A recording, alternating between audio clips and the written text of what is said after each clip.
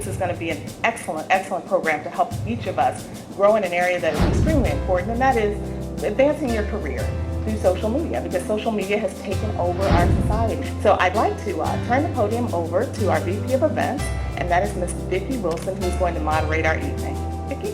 Can you teach an old dog new tricks? LinkedIn has become my best friend. Someone said, build a sales list and prospect all of your friends. I could easily name 200 people. Do you think I was getting interviews? Why do you think I was not getting interviews? Because I was not LinkedIn. So today we have with us Nick Bennett, and he is an account executive with LinkedIn. Now you have your MySpace and your Facebook. Your MySpace tends to be a younger crowd. Facebook, most of us are on there. I mean, you know, we can go from the high school up to the moms and even some grandmothers on there. Twitter can be a great tool if you have a following. If you don't, then not too much purpose for it, right? When you look at LinkedIn, 100% professional content. So it does have that social nature and the networking part of it, but it's 100% professional content. So the mission of LinkedIn, to connect the world's professionals and make them more productive and successful.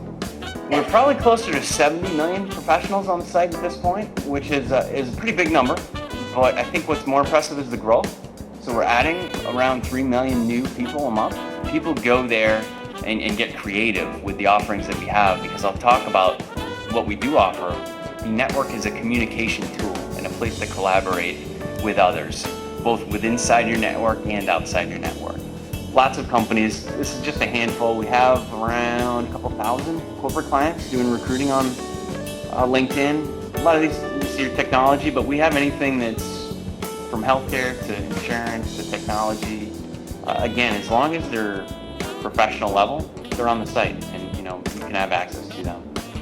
Join the group that you guys have established, or some other groups that are of interest. It's a really popular feature on the site and a great way to be with like-minded individuals on a variety of topics.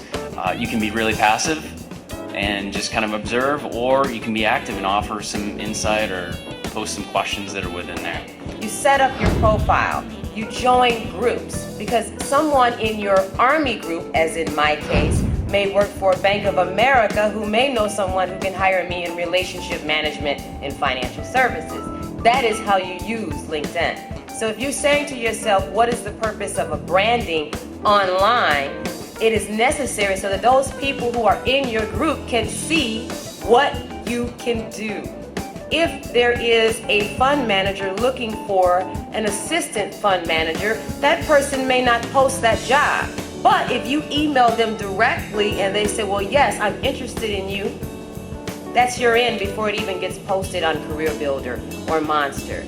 So Nick is talking about the branding from the online standpoint, and Leslie is here to talk about the branding from what we are probably most accustomed to, and that's networking in person, and of course sending resumes and doing the traditional methods of job search. LinkedIn is number one. 82% of the people say that LinkedIn, on the survey, Poll Daddy, believe that LinkedIn is the best business career website. I think it's important because if you're building your career, there's a reputation, and that reputation can precede you through social networking. Before someone gets a resume, through their email system or Career Builder or Monster, or just building your career, it's like a persona that you have. So this is the times that we're living in.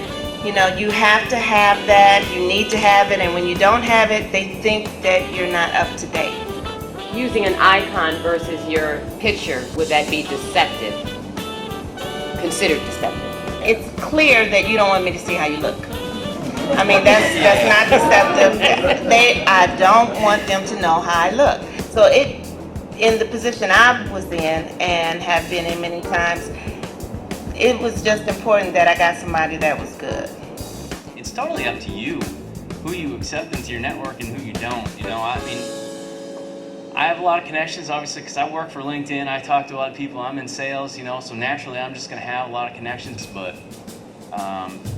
it's more about quality, not quantity. Well, as we can see, there are a lot of questions, and this is really something that most of you will be able to take away and look at the fundamental aspect of it. From Leslie's standpoint, we cannot forget the fundamentals.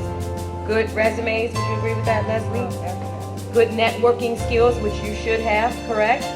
And of course, the tools that a LinkedIn will provide you to expand the skill set that you already have. Coming to NSN has given me both of my 2 sales jobs out of college. So I've been to both conferences nationally, went to the career fairs, and I've gotten both of my jobs in sales with the NSN conference.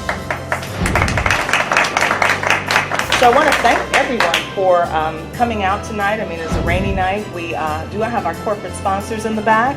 As a matter of fact, I want to make sure that I mention this incredible benefit of membership. Summer with CDW, and I'm speaking to all of our corporate sponsors because they want to meet us. They want to hear about the talent that exists within National Sales Network. So we have companies that have been sponsors. Our corporate sponsors in the back wave, hello. Our corporate sponsors are very interested in this organization because we have quality talent. So I definitely encourage you, if you're not a member, to please see right now and join the organization and also get involved, because that's how you get an even deeper involvement.